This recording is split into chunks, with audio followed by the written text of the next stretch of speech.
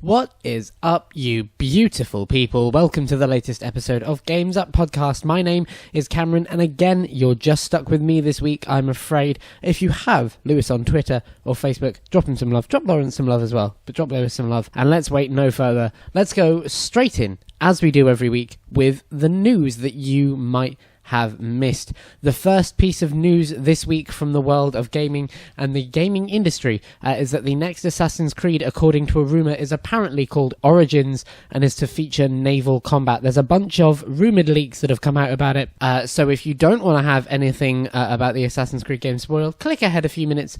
If you don't want to have anything about E3 potentially spoiled, click ahead a few minutes. But other than that, here we go. Assassin's Creed is apparently confirmed to return this year in 2017. And though previously the game was rumoured to be titled Empire, it's now rumoured to be titled Origins. Frankly, I think that's a bit of a worse title. Assassin's Creed Empire was kind of cool and indicative of the tone and indicative of the setting. It was more than just kind of, hey, we're rebooting this game, which is kind of what Origins is. Origins is a very generic title that's used in a bunch of stuff. Dragon Age, Batman, it doesn't really mean anything. And whilst it seems like it might be indicative of the storyline here, it doesn't really make me want to pick up the game in any way. Anyway, the game is supposedly called Origins and will be revealed at E3. It is apparently a less linear game featuring a different kind of character progression that will feature naval combat. This worries me a great deal. This worries me. One of the things that I think really made Assassin's Creed sort of go off kilter, really lose its appeal, was naval combat. Now, lots of people say that Assassin's Creed 4 is the best, and I'm not disagreeing with that, and I think the naval combat in Assassin's Creed 4 was one of the best parts of it. But something that was really valuable and really great about Assassin's Creed is the way it's explored different timelines and different mechanics associated with them. I don't really want to see them recycle the naval combat thing every year just because it kind of fits well. The core bits of Assassin's Creed are, in my opinion, combat and free running, and if that can apply to different settings in different ways, that's great. But I really don't see naval combat as the kind of third pillar of that game, and I hope that that isn't indicative of something going forward. Nonetheless, we still haven't really seen anything of the game. We certainly haven't seen it officially. We don't even technically know that the game exists yet. So, take this one with a massive pinch of salt. It's basically confirmed that we're going to see this at E3, that it's going to be a reveal at E3. It's more interesting of when it will come out after that reveal. But it's basically confirmed that we're going to see this at E3. So, take it with as much salt as you feel like. I don't really see any reason to doubt a lot of the stuff in this rumour, but you should really take every rumour with a pinch of salt. So it may be Assassin's Creed Empire, it may be Assassin's Creed Origins. We will have to see when we get to E3. The next piece of news this week is that Niantic announced for Pokemon Go a big grass event. Basically, events in Pokemon Go usually mean that a certain type of Pokemon will spawn a lot more frequently, and the latest one was grass. Now, here is the thing. If you are listening to this episode on Monday, you still have a few hours of this event left, and if you've been playing Pokemon Go, you'll know that actually grass is some of the rarer ones to find in the UK. We're kind of a watery biome, watery, groundy biome.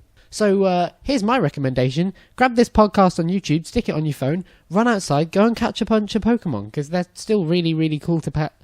Because the game's still really fun to play, and you have a few hours of an event left. You'll probably need to update your game, which might take some time. So, I don't know, listen to the podcast whilst you're doing that too. And it's really cool to see Niantic doing these kind of smaller events.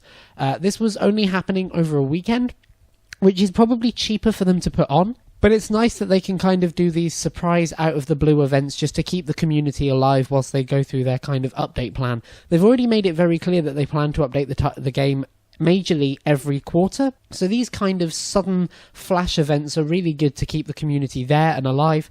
I still play Pokemon Go every day. It's a big thing, and me and my girlfriend bond over it a lot. And I've actually found that I'm enjoying it a lot more now than I did at the beginning, and so I'd argue that if you stick with it, it's a really sort of worthwhile game to play, especially as it can just kind of fit into your everyday life, walking around and stuff. So yeah, it's really nice to see them doing this kind of flash event. Really cool to see them trying to maintain that community and keep it alive and vibrant in a different way. And you should go out and catch some grass Pokemon, because you still can. So, the next piece of news this week, and this is an awesome piece of news. Ben Heckendorn, who's a hardware hacker known online as Ben Heck, has managed to get the PlayStation and Super Nintendo prototype repaired and capable of playing games. Now, for anybody who doesn't understand what this means, let me give you a very brief overview.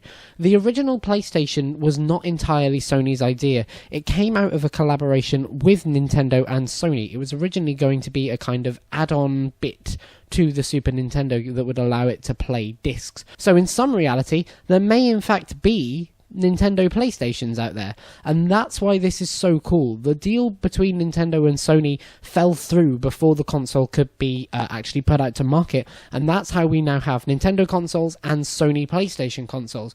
But originally the plan was for it to be Nintendo PlayStation consoles, where there would be Nintendo hardware with Sony disc players and hardware to some extent.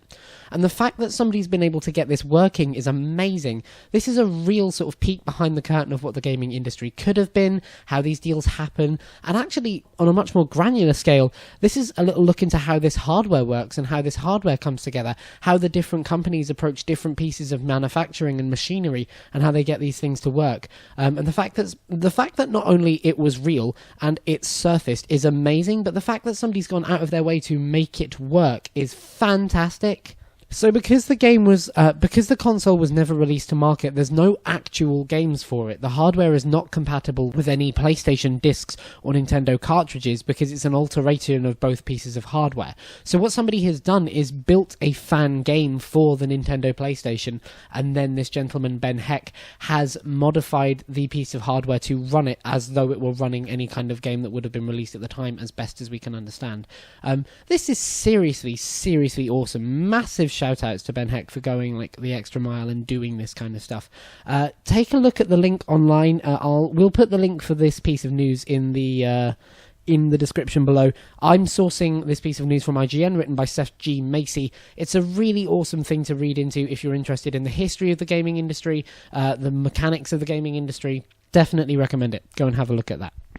Now, the final piece of news this week, which will lead into our topic of the week, I must say should come with one of the biggest pieces of salt you've ever fucking seen. Like, chip a massive bit off a rock, stick it on your chips, and just have it take up an entire plate kind of little bit of salt. The piece of news is this. Red Dead Redemption 2 may be getting a live-action trailer. A site called Gaming Bolt recently came upon a set where there were two cowboys on an Indian reservation in Montana.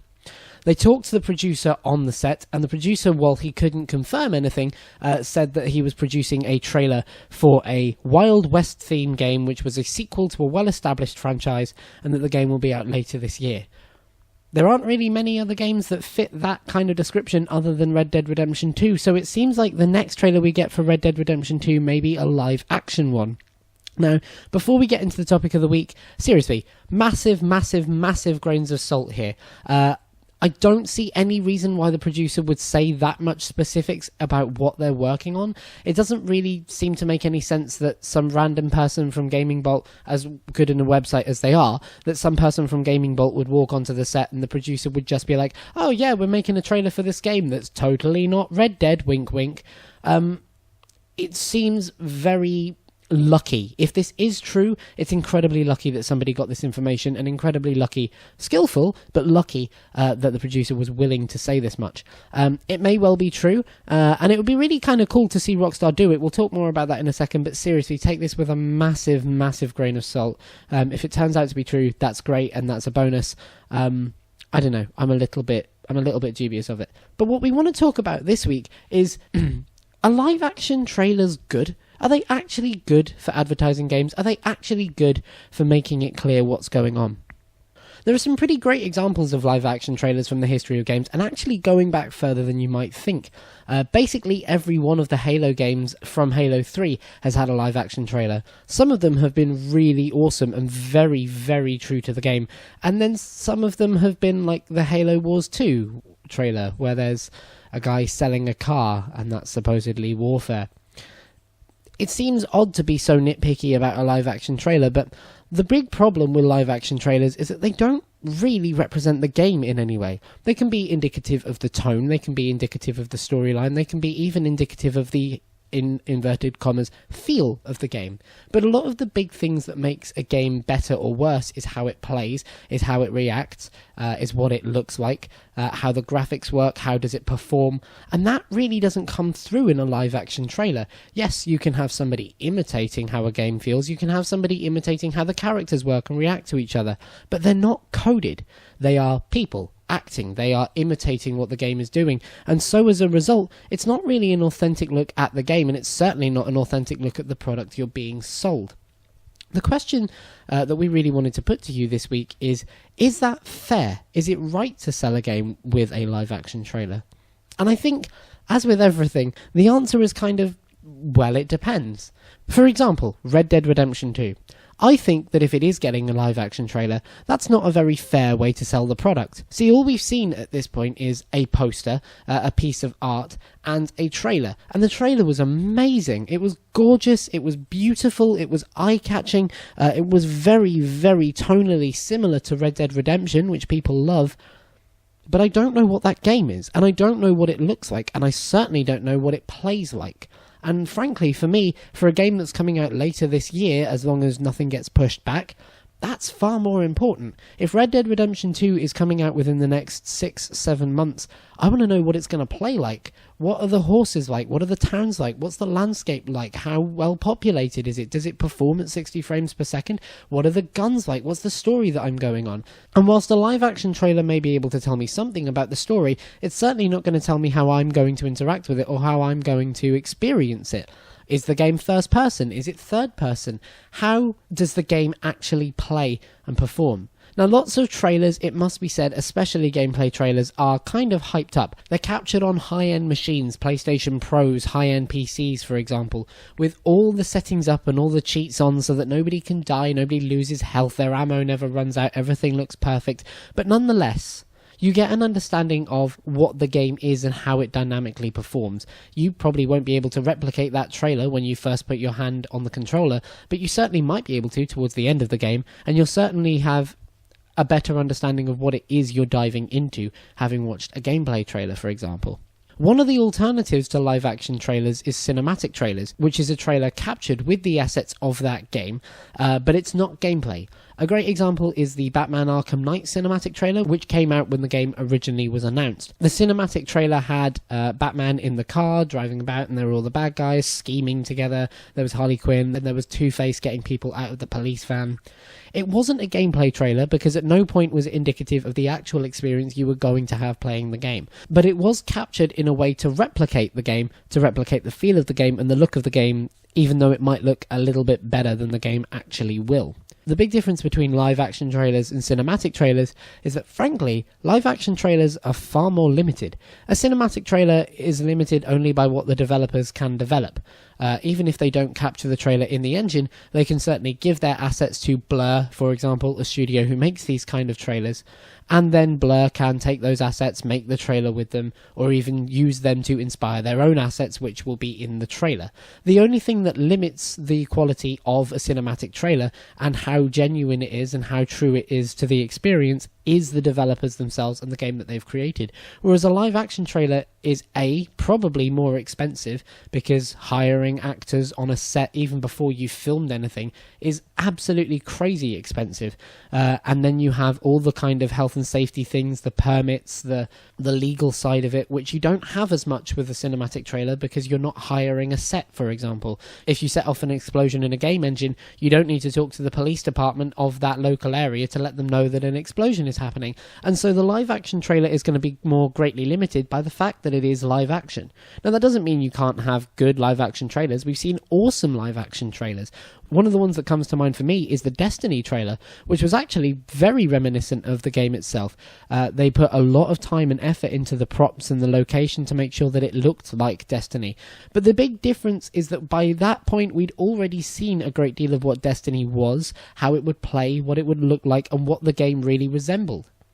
In my opinion, the thing that makes a live-action trailer good or not is how much of the game we know and how much of the experience we're aware of before we see it. A live-action trailer can be an awesome way to sell a game. It can allow a director to really take their spin on the world of the game, to show off those art assets, to really put time and effort into their props and their art direction.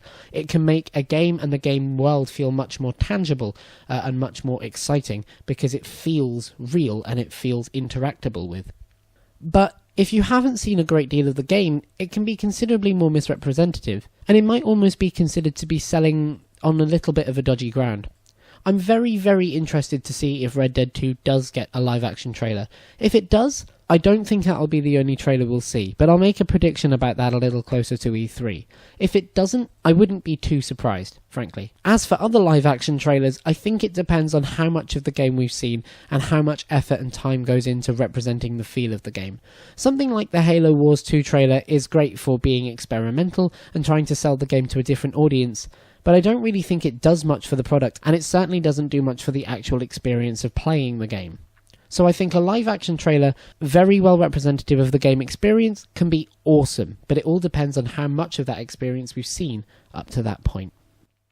And that's my verdict on live-action trailers for our topic of the week, but we'd love to hear what you think of them. Are there any live-action trailers that you specifically remember? Any that stick out in your mind?